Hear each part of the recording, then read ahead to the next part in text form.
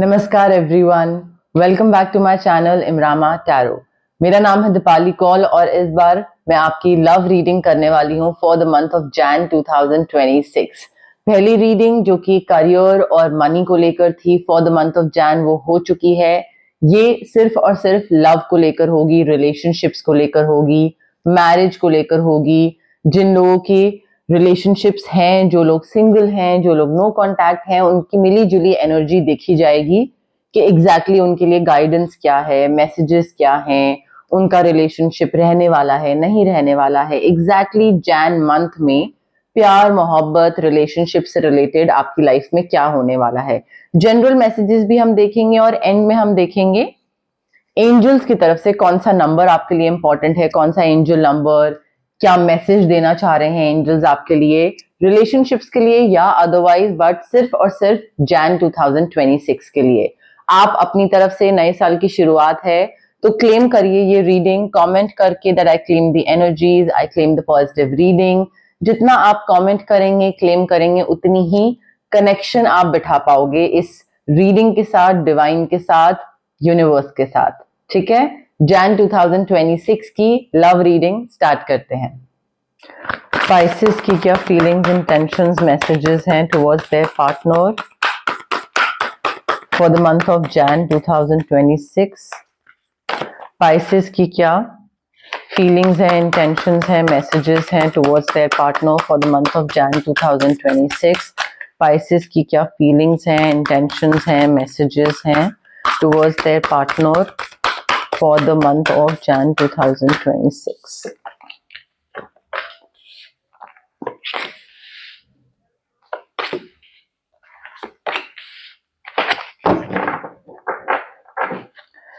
Pisces के partner की क्या फीलिंग्स, इंटेंशंस, मैसेजेस हैं towards Pisces for the month of Jan 2026. Pisces के पार्टनर की क्या फीलिंग्स हैं, इंटेंशंस हैं towards Pisces for the month of Jan 2026. Pisces के पार्टनर की क्या एनर्जीज हैं, क्या थॉट्स हैं, क्या वाइब्स हैं towards Pisces for the month of Jan 2026.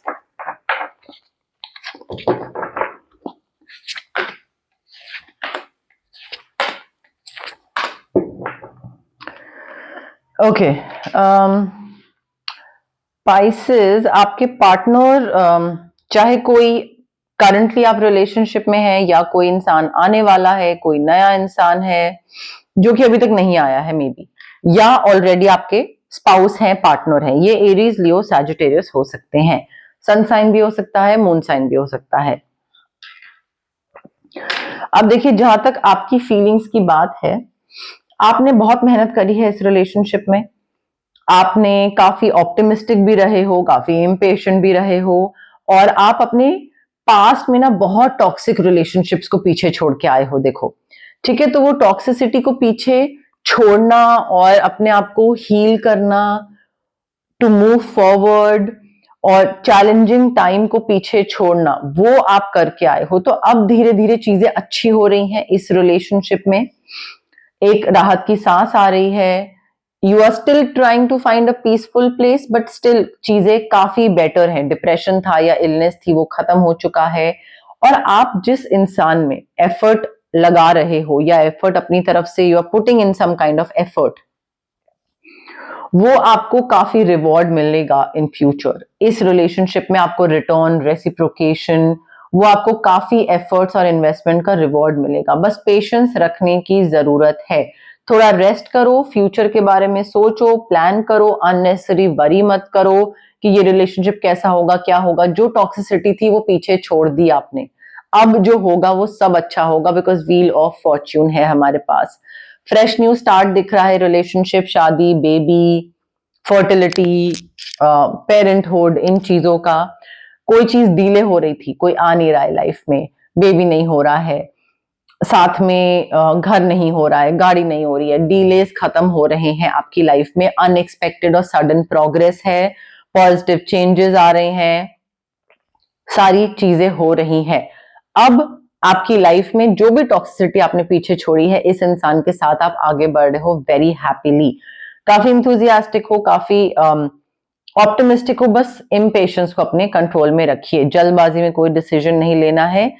कोई एक्साइटिंग अपॉर्चुनिटी, कोई एक्साइटिंग न्यूज आपको मिलेगी, मे बी एंगेजमेंट, शादी, किसी चीज की, कि अच्छा प्रेगनेंसी, बट ये नहीं कि अगर कोई चीज की न्यूज मिल रही है तो एक्साइटमेंट में कुछ काम कर रहे हो और वो आधा छोड़ के अच्छा ठीक है तो नए काम में लग गए, उसको पूरा करना है, कंप्लीट करना जरूरी है उस काम को। आपके जो पार्टनर हैं, देखिए, they are taking charge of a situation, because of course Aries, Leo, Sagittarius है यहाँ पे, तो वो लीड ले रहे हैं और आप उनको फॉलो कर रहे हो, जिसमें कोई खराबी नहीं है, कोई गलती नहीं है, बट क्योंकि जो स्टेबिलिटी है ना, वो स्टेबिलिटी इस रिलेशनशिप में आपके पार्टनर की वजह से ही आएगी, क्योंकि वो लीड करेंगे, वो आपको बताएंगे कि किस डायरेक्शन में जाना है, क्या सही है, क्या गलत है, और जो रिस्क लेना या बोल्ड मूव या एक कंफर्ट जोन से बाहर निकल के चीजें करना, वो आपको पुश करेंगे इस रिलेशनशिप में कि ये करते हैं, अच्छा ऐसे आगे बढ़ते हैं, या ये फाइनेंशियल चीजें बेटर बनाने के लिए ये करते हैं।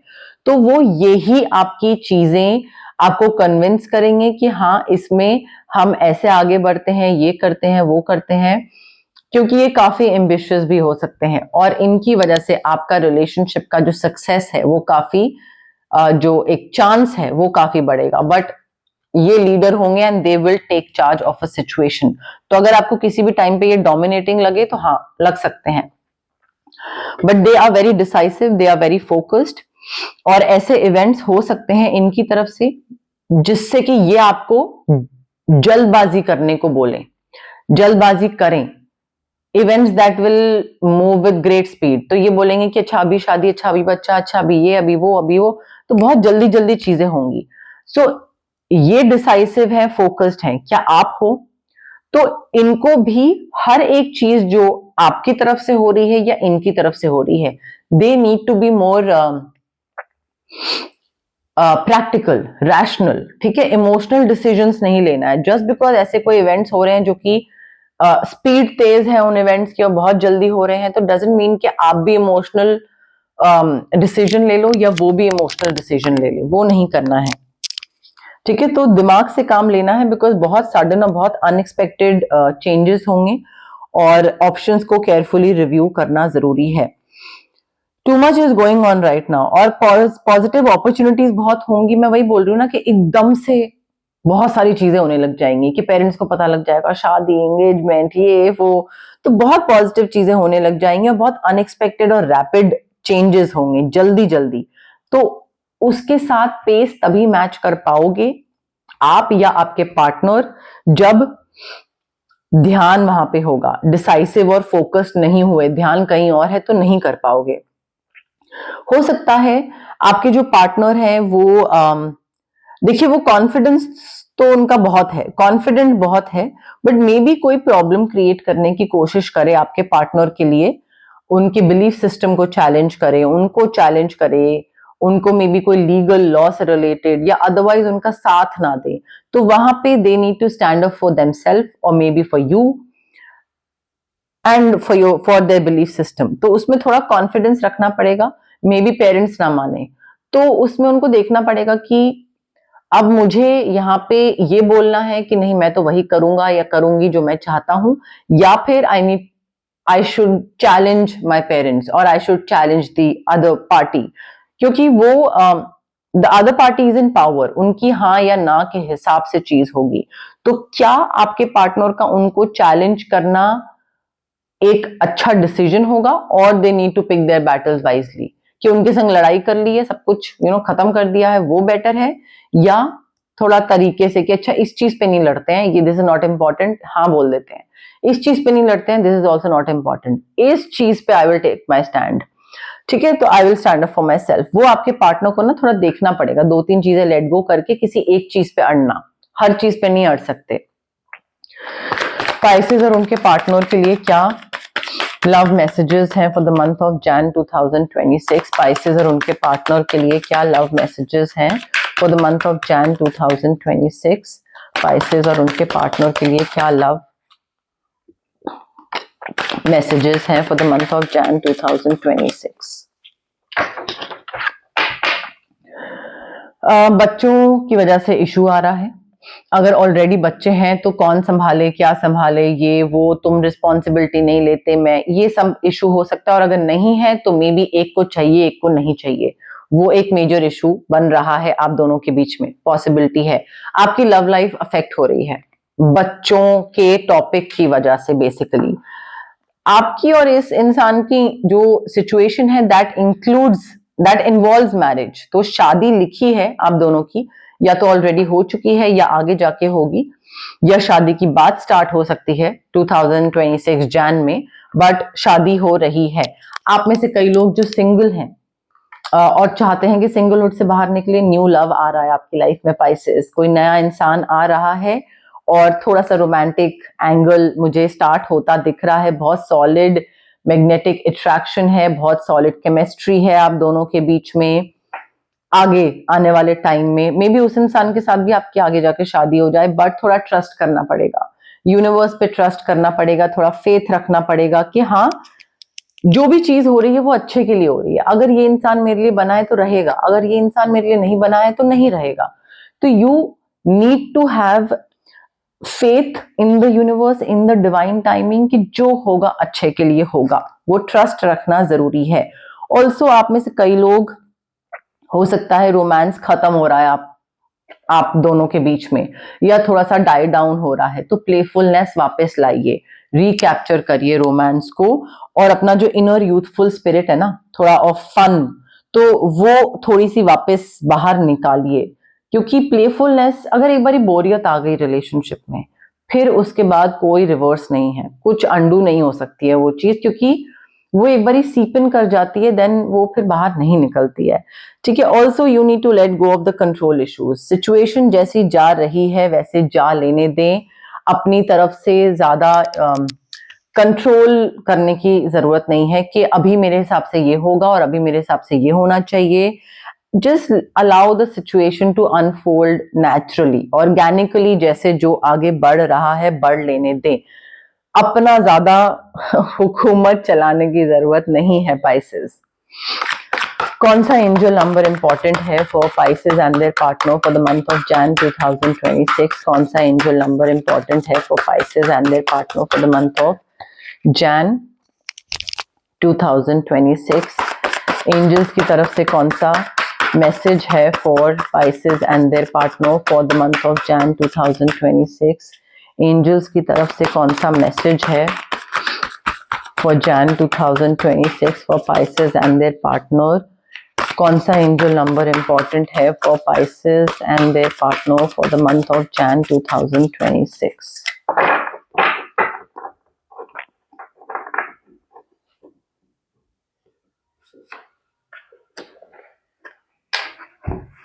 आपका एंजल नंबर है 435। Good bye, the chapter has ended. आपकी लाइफ में कोई एक ऐसी चीज है, चाहे वो जॉब हो, चाहे वो पर्सनल प्रोफेशनल बिजनेस, कुछ भी हो सकता है, बट कोई एक ऐसी चीज है जो कि अभी ओवर हो चुकी है। Something in your life is over, and ये समझना आपके लिए जरूरी है कि जो प्रेजेंट मोमेंट है ना, वो it requires you to say good bye, to let go. क्योंकि वो चीज खत्म हो गई है तो उसको लेट गो करना जरूरी है, गुड बाय बोलना जरूरी है। And if you are sad, it's okay to be sad, it's okay to mourn, कि हाँ वो चीज थी, कितनी बढ़िया थी, काश होती तो अच्छा होता। सैड फील कर रहे हो, करो, कोई दिक्कत नहीं है, बट सैड फील कर लो, रो लो, जो भी करना है कर लो, बट उसके बाद बाय बोल दो। बाय बोलने का टाइम आ गया है। आपके एंजल्स जो हैं वो आपको एक सपोर्ट सिस्टम आपका बन रहे हैं, आपका समझ रहे हैं, दुख समझ रहे हैं, आपकी आपकी जो एक सिचुएशन है वो समझ रहे हैं, बट वो कह रहे हैं कि भाई अब टाइम आ गया है, हम हैं यहाँ पे, हम तुमको आगे लेके जाएंगे, नेक्स्ट स्टेज पे लेके जाएंगे। अभी इस टाइम पे repeat this mantra a few times until it begins to sink in. I allow myself to heal at my own pace. बैठिए, कम से कम 15, 20, 25, 50 बारी बोलिए इसको। आई एम श्योर पूरे दिन में ये एक मंत्र 50 बारी बोलने का तो टाइम होगा आपको, एट अ स्ट्रेच 50 बार एक बारी में। उतना तो टाइम आप पूरे दिन में निकाल सकते हैं, हार्डली 2 मिनट भी नहीं लगेंगे उसमें। सो बोलिए, I allow myself to heal at my own pace, क्योंकि चैप्टर खत्म हो चुका है, अब उसको बाय बोलना जरूरी है। चाहे वो रिलेशनशिप में कोई बुरी चीज हो, कोई पास्ट की चीज हो, कोई भी चीज हो, बट 435 आपका एंजल नंबर है पाइसेस, और गुड बाय बोलना आपको पड़ेगा। तो ये थी आपकी love reading for the month of Jan 2026। अगर आपको रीडिंग पसंद आई, you know the drill, like करिए मेरी वीडियो, शेयर करिए, जितने भी लोगों के साथ आप शेयर कर सकते हैं मेरी वीडियो, अपने फ्रेंड्स, फैमिली, एक्वेंटेंस, कॉलीग्स, जिनके साथ भी, उनके साथ शेयर करिए। जैसे मैं आपकी हेल्प कर रही हूँ, उनकी भी हेल्प कर पाऊंगी, उनको भी गाइड कर पाऊंगी मैं। शेयर करने के अलावा आप कमेंट भी कर सकते हैं, रीडिंग्स को क्लेम करना, फीडबैक देना, एंगेज करना, कोई भी चीज आप अगर कुछ मैनिफेस्ट भी करना चाहते हैं तो वो भी आप कमेंट सेक्शन में कमेंट करिए, अपने एंजल से, अपने गाइड से, यूनिवर्स से बात करिए, ठीक है? उतना ही अच्छा कनेक्शन आप बिठा पाओगे। कमेंट्स के अलावा आप सब्सक्राइब कर सकते हैं मेरे चैनल को, इमरामा टैरो मेरे चैनल का नाम है। हाइप का बटन भी आप क्लिक कर सकते हैं, जितना आप हाइप करोगे, सब्सक्राइब करोगे, शेयर करोगे मेरी रीडिंग्स, उतनी ही मेरी विजिबिलिटी और रीच बढ़ेगी, उतना ही ज्यादा लोगों तक मैं पहुंच पाऊंगी, और उससे मैं बहुत मोटिवेट होंगी। बिकॉज मैं ये चीज एवरी टाइम नोटिस करती हूँ कि कैसे मुझे आप लोगों का प्यार मिल रहा है, कैसे मेरा चैनल ग्रो कर रहा है, कैसे मैं आप लोगों की हेल्प कर पा रही हूँ, and it makes me feel so happy, it gives me immense pleasure कि मैं इतने सारे लोगों की हेल्प कर पा रही हूँ और उनको गाइडेंस दे पा रही हूँ, ठीक है? तो पार्ट बनिए मेरी इस प्यारी सी छोटी सी इमरामा जर्नी का, और मेरी इस फैमिली का भी पार्ट बनिए। Thank you, bye.